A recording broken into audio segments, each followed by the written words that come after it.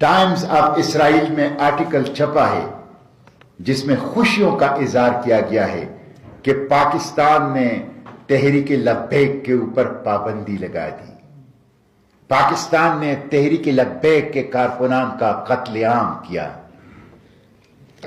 لیکن غزہ، اقصی اور فلسطین کے لیے نکلنا اور دنیا کے سب سے بڑے دہشت گرد شیطان بزرگ امریکہ کے ایمبیسی کے اوپر احتجاج کرنا، یہ ان کا قانونی، دستوری، انسانی، اسلامی حق ہے.